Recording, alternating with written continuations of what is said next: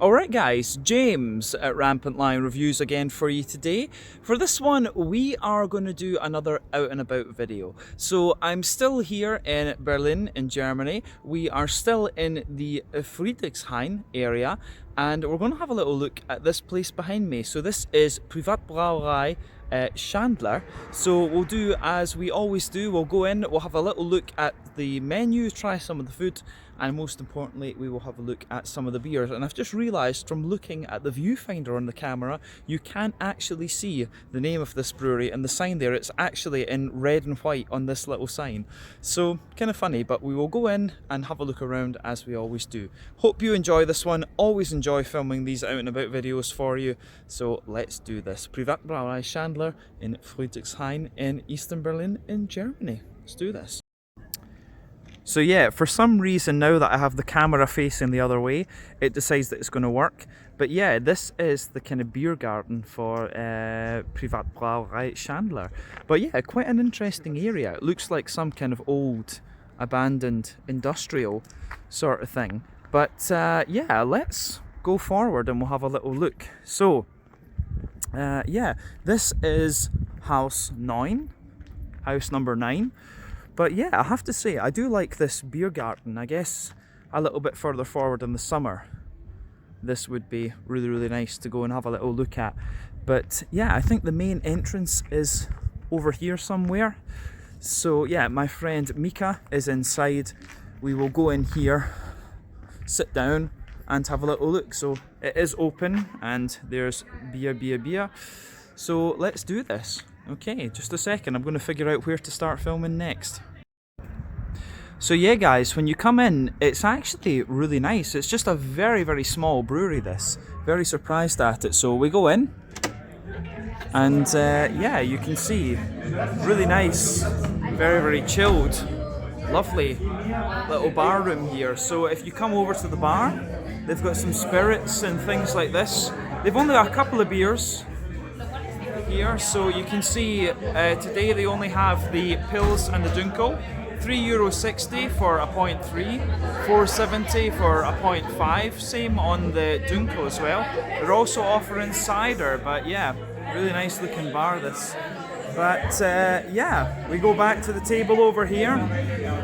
Mika is already sitting chilling and he has sorted us out with a Pilsner. So yeah, I think we can do at least 2 tastings here. Let's crack on with this. Alright guys, well, a little quick look at the Privatbrauerei Schalander coaster. So there you can see, this brewery is very, very new. Only founded in 2009, but you'll find this with many Berlin breweries. They are very, very new. But yeah, I like it. It goes together quite well. There you go. Alright guys, well, the first of 2 tastings then at Privatbrauerei Schalander in Friedrichshain in Berlin. So, our first beer then is the Schalander Pilsner. So this one comes in at 4.5% ABV, and I think from the name you know what style this beer is. So yeah, as you can see, lovely pale golden straw colour. When it poured, it came out with about a finger of a frothy white head. I would have said perfect white head there. It's faded away to be a very kind of thin foamy layer though. But as you can see, it has a nice little bit of a kind of natural haze to it, but pale golden straw colour. This is kind of what you would expect from a Pilsner. You can have them where they are very, very clear, but you can also have them where they have this little bit of natural haze to them. But yeah, 1 or 2 big bubbles sticking toward the side of the glass, a few little ones going toward the bottom of that head there. But I mean, overall, it looks pretty nice and kind of what you would expect from a Pilsner, of course, too. So yeah, nothing else I think we can really say about the appearance of this one. Let's take a closer look at the aroma and just see what we get. So, aroma-wise then, oh yeah, straight away, this beer, it smells very, very authentic. As I've told you on the channel many times before, for me, when it comes to trying these beers, it's all about authenticity. It's a German brewed Pilsner, it's exactly as we would want. Yeah, so first and foremost, I would say this beer, it has a really nice bready backbone to it. Good little bit of hoppy character and also just a little bit of a dried fruity note. But yeah, everything you would want from the Pilsner style. I'm going to say that straight away. Everything you would want from this style is in this beer. So yeah, let's break it down for you. Backbone of this beer, lovely little bit of a fresh white bread crust to this one. You also have that, on top of that bread crust, you have a soft, fluffy, white bready character coming out of it. So yeah, soft, fresh, white bready character in there. You do get a little bit of that crisp Pilsner malt character too, which I really like. On top of that as well, you can get some nice, fresh McVitie's digestive biscuity notes too. So the Pilsner side of this beer is really, really apparent in this one. It gives you everything you would expect from the style, from the malty side of things. Pretty bread crust, soft white bread, McVitie's digestive biscuity kind of thing, and a wee bit of the crisp Pilsner malt. On the hoppy side of the aroma then, hoppy side of the aroma, for me, a little bit of earthiness for sure. A little bit of earthiness for sure. Wee touch of hoppy character, some nice bright floral aromaticity. A little bit of a lighter grassiness as well. Nice bit of lighter grassiness, and it has a wee bit of a zesty note to it as well, which I really very much enjoy. Aroma-wise, on the hoppy side of things, it's everything you would want. On the fruity side of the beer, that nice light sultana type vibe. Nice light sultana type vibe to it. White green grapey notes, as I always say. Many people don't know what I mean when I say sultana, but yeah, nice light white green grapey vibes.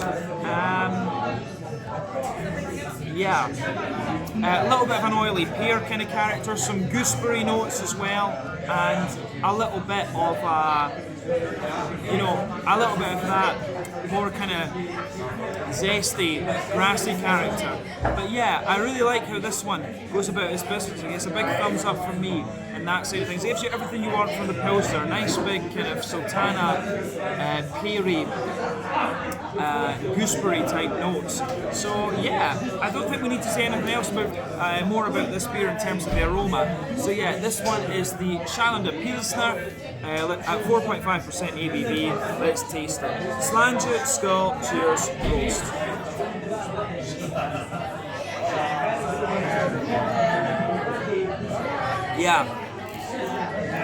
Very nice. Once again, very, very smooth example of the style.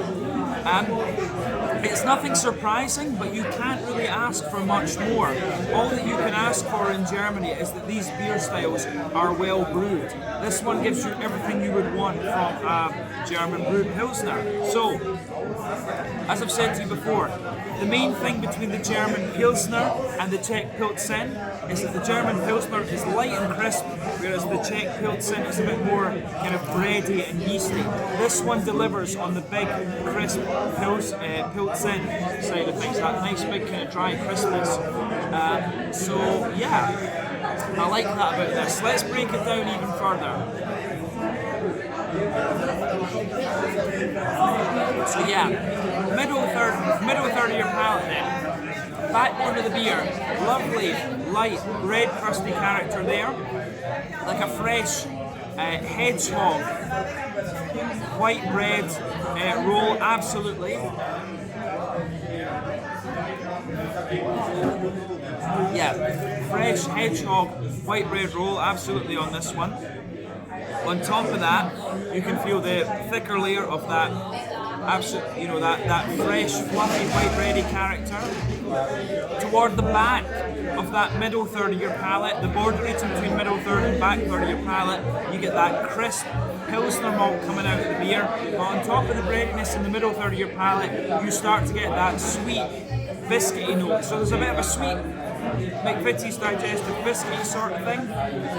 You can feel in the dead centre of your palate, it's a little touch bruisey, but as you move out toward the middle, toward the edge of that middle third of your palate, I should say, you start to get the more sweet McVitie's digestive biscuit sort of thing. I really like how that side of this beer goes about its business, absolutely. Yeah, so the malty side of things in this beer is exactly what you want. Bread crust, soft white bread, crispness, little touch of biscuity sweetness, really like it. Hoppy side of things.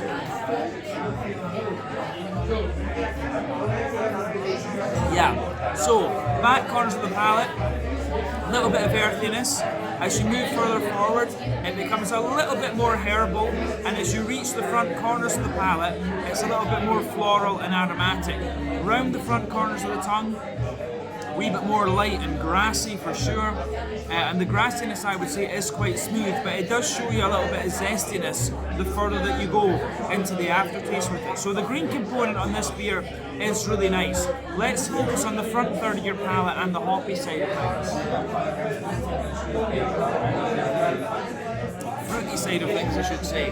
So yeah, base of that front third of your palate, soft but crisp, white bready note, absolutely. And on top of that, you're getting that nice oily bubble out of this beer. I'd be very curious to know whether this is using like Pearl or Hercules, one of the German hops, or whether it's using like a more kind of like Czech hop, because it has a little bit of spice to it. As I've said to you before, the difference between the German Pilsner and the Czech Pilsen for me is that the German one is a bit more crisp and spicy almost, whereas the Czech one is a little bit more smooth and yeasty, whereas this one has a bit of that hoppy bite. So yeah, quite a bit of floral spice for me, a bit of grassy zestiness, but the front third of your palate, smooth white breadiness, and on top of that, that oily white bready sort of thing. So at the back of that front third of your palate, you get a little bit of the kind of, you do get a little bit of the kind of sultana, dry, white-green grapey sort of thing. As you move further forward, there's a little touch of apricot coming out of it, and as you go into the front half of that front third of your palate, you start to get a wee bit more of the kind of gooseberry, oily, peary sort of vibe out of the beer. These are all things that you would expect of the Pilsner as a style. But yeah, this is really nice, very easy drinking, this one. This is a ½ litre, by the way, I think I forgot to say that earlier on. But yeah, as a Pilsner beer, I think this one is really nicely done, so why not?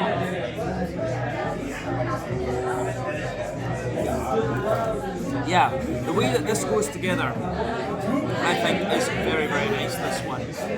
Yeah, mouthfeel wise then, to round off the review, I would say top end of light bodied, carbonation is nice and crisp. Yeah, light bodied, crisp carbonation. Overall, it's quite a smooth but slightly dry Pilsner. Hoppy bitterness, I think about 30 IBUs, which is in keeping with Pilsner Urquell, the original Pilsner. Malt base is nice and smooth, but also crisp at the same time. A little bit of sweetness in the malt base, but mainly a smooth breadiness. And in terms of fruity character, a little bit dry, but a little bit more kind of oily for sure. But yeah, I certainly like how this beer goes about its business. So yeah, this was the Schalander Pilsner, 4.5% ABV from Privatbrauerei Schalander here in Friedrichshain in Berlin. We've got one more beer to try from these guys. I'll show you some of the food and stuff like that. Catch you guys in just a second. Cheers. Alright guys, so a little quick look at the Privatbrauerei Schalander menu. So when you open it up, it tells you a little bit about the history of the brewery. So yeah, they opened in 2009, but they've been in this premises since 2017. The Braumeister, the brewmaster, is Maximilian Lisek, and they're brewing on a 150 litre brew kit, which is kind of cool. I'll show you this a little bit later in the video, because I've seen when you go through to the bathroom, you can see this, so I will show you that a little bit later. But it also tells you a little bit about the name of the brewery here. My German isn't quite good enough to translate this yet, so yeah, we'll leave that for the moment. But as you can see, three main beers here, the Pilsner, the Dunkel and the Weizen. The 0.3 litre, €3.60, 36 Swedish kroner, £3 sterling, about $4 American.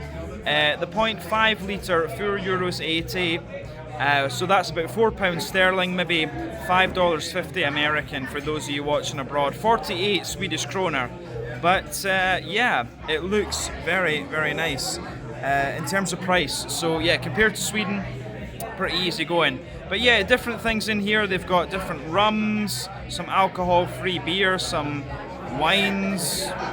Yeah, not sure exactly what this says. Obstrende. Yeah, not 100% sure what this is. Some rum in there. A few other things. Yeah, whiskey. A fairly decent list of different stuff. Gin. Yeah, fairly decent menu of things. Different liqueurs and stuff like this. Long drinks. Yeah, but the main thing, of course, is the beer and the food.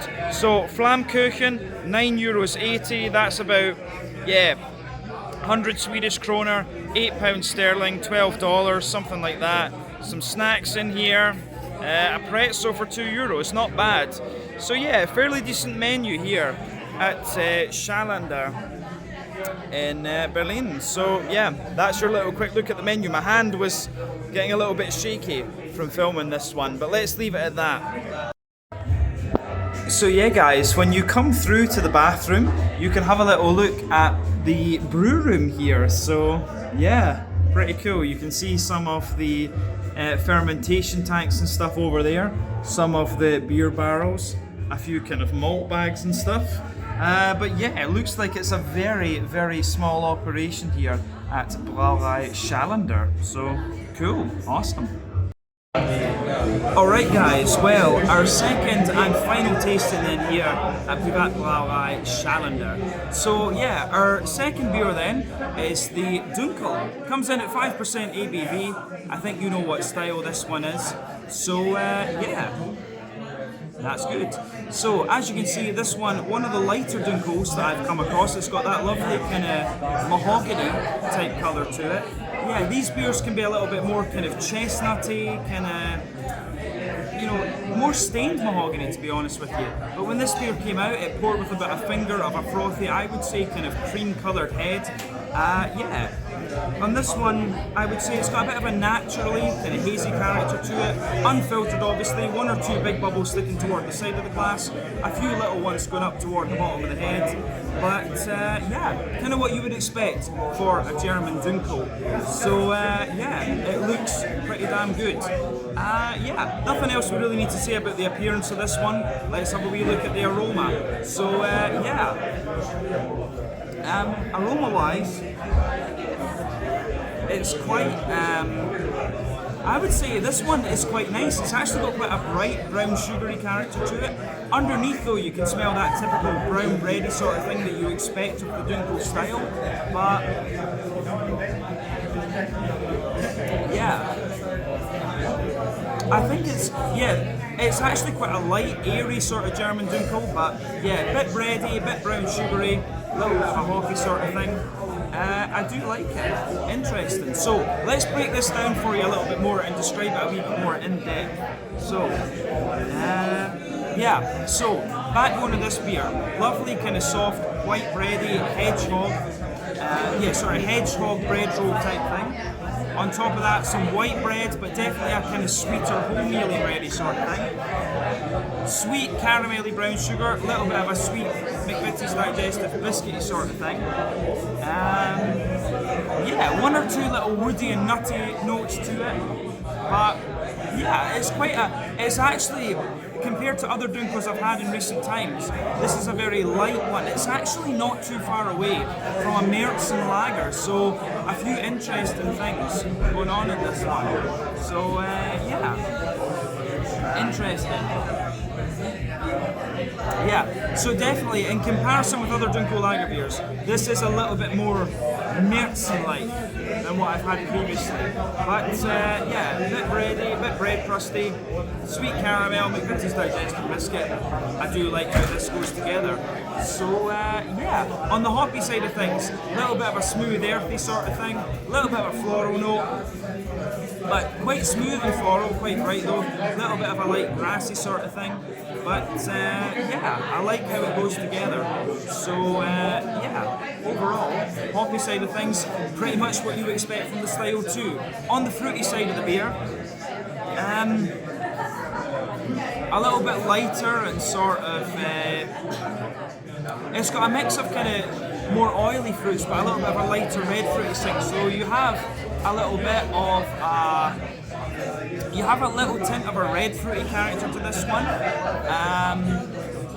You get a little touch of a kind of like candied strawberry, a little bit of a figgy note to it, but otherwise there's sultana in here, you know, dried white green grape. You get a little bit of an oily kind of peary character to it. Yeah, a little bit of an oily peary sort of thing. A wee bit of an apple note. But yeah, a little bit of a kind of, sultana, dried white green grapes, oily pear, a little bit of a kind of, not so much figgy, but a little bit of a candied strawberry sort of thing, and maybe just a little hint of like a lychee type note to the beer. So yeah, the fruity side of this one is pretty interesting for sure. But yeah, nice big oily fruits.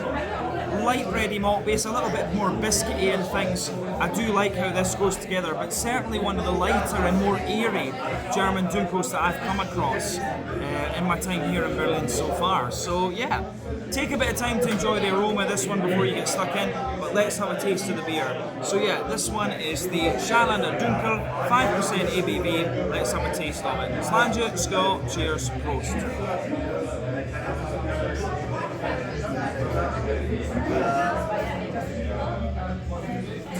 Yeah, in terms of what you would expect in the style, it's certainly a little bit lighter and more crisp and things like that. So yeah, I like how it goes together. It is almost somewhere between a März and a Dunkel. So I like how this goes together.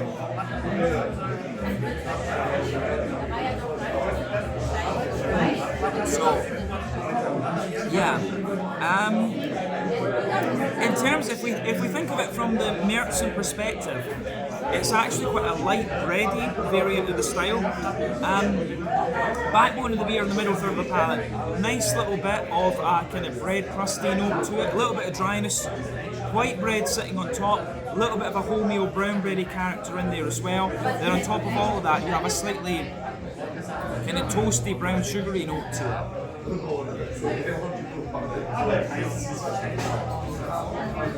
Yeah, the brown sugary side to this beer, on top of the breadiness, it's toasty.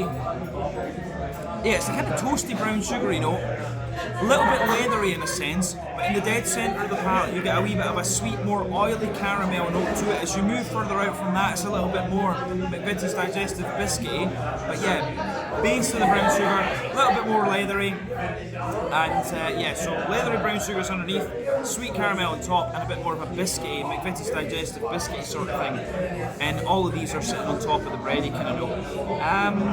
But definitely in terms of the Dunkel beers that I've had, this is one of the more bready and light and crisp versions of the style. So I like how this goes together. I don't think there's anything else we need to say about the malt base. There's maybe a little touch of a woodiness to it overall, but yeah, I think it goes together really nicely. On the hoppy side of things then, back corners of the palate, a little bit earthy. As you move further forward, a wee bit more herbal. Front corners of the palate, it gets a little bit floral, but again it's quite smooth in that floral character. Round the front curve of the tongue, a little bit lighter and grassy. The grassy character is a wee bit more of a kind of floral type, a wee bit more of a zesty type vibe to it, I should say. But floral side of things I think works quite nicely. On the fruity side of the beer, last thing to round off the flavour. Fruity side of things, it's a little bit wet on its fruity character, so the base of the beer, it's a wee bit more kind of soft and bready, but on top of that you get the more kind of oily fruity side of things. But yeah, at the back of that front half of the palate, it's got a wee bit more of a kind of peary note to it, a little bit more kind of peary sort of thing, wee bit of a kind of sultana, dried white green grapey note to it. As you come further forward, it gets a little bit more oily, And yeah, I see you get a bit more of a kind of peary note to it. So yeah, at the back of that front of the palate, a little bit datey, a little bit sultana-like, and as you move further forward, a wee bit more peary. But there is a little hint of like a kind of candied strawberry type vibe coming out of this beer. But yeah, the way that the fruity side of things goes together in this one is pretty nice. Quite an oily fruity note, but this is what you expect of a Dunkel. So I think overall, flavour profile wise, it is right to say this one is a more bready Dunkel, but the breadiness is a little bit more bright, and it doesn't quite have the kind of toasty, darker, leathery brown sugary note that you might expect of this style. It's a little bit more biscuity. It's actually quite like a Märzen, this one, to be honest with you. You could maybe even compare this beer to a Czech Leipzig, like a Czech amber lager, so that's quite interesting too. But it certainly has the German light crispy characteristics. But on that note, let's move to the mouthfeel of this. So for me, top end of light bodied, carbonation is quite smooth. Hoppy bitterness wise, I would say about 20 IBUs, which is normal for the style. Some IBU coming from the malty, grainy side of things. But on that malty side, breadiness, graininess, a little bit of sweet brown sugar, but toasty brown sugar at the same time. So well balanced in that sense. Fruitiness, quite wet actually, it's got quite a wet fruity character to it. But as I say, an interesting Dunkel. It feels a little bit like a Märzen in some sense, but yeah, the way that this beer goes together is quite interesting. So one of the lighter Dunkels that I've come across, it has a little bit of that Czech breadiness to it, but I think it works quite nicely. But yeah, that is our second and final beer tasting then here at Privatbrauerei Schalander. We were going to have a little look at the Hefeweizen, but apparently they have run out of that particular beer. So yeah, we'll go outside. I'll give you my final thoughts then on Privatbrauerei Schalander's place, and that'll be us for the moment. But yeah, the Dunkel at 5% ABV. It's landed just now, and see you guys in just a second. So yeah guys, when you come out the back, the beer garden is actually open for access, which is kind of cool. Really nice and relaxing. But yeah, I love the little lights here, very very cool. But yeah, they've got a little tent here where you can sit out the back. This would have been quite nice. Didn't realise this was open when we came in. But yeah, pretty awesome. Nice little fairy lights and stuff. But yeah, another little bit of the walkabout thing. Mika is just sitting there kind of chilling, so pretty cool. Alright guys, well that is the end of our visit to Privatbrauerei Schalander, and it was quite a nice couple of hours. We just went in, tried the two beers that were on tap. Unfortunately they didn't have the Hefeweizen, otherwise we would have tried that as well. But yeah, a really nice Pilsner and a really nice Dunkel. We also tried the Flammkuchen, which we didn't do on camera, but it was pretty nice actually. But yeah, in total I spent like €10 here. So yeah, that was two beers, half a Flammkuchen. I think that's pretty good value. So yeah, €10, about £8, $12 American, somewhere in the region of 100 Swedish kroner. So yeah, for two beers and a bit of Flammkuchen, I thought that was pretty good. But yeah, impressed with the Dunkel, impressed with the Helles. Unfortunately, no Hefeweizen this evening. But yeah, come and check out Privatbrauerei Schalander here in Friedrichshain in the east of Berlin. Hope you guys enjoyed another little out and about video. Check out my social media, check out Privatbrauerei Schalander's social media, and yeah, come and try their beers if you find yourself here in Berlin. Until the next time, slange, skål, cheers and prost.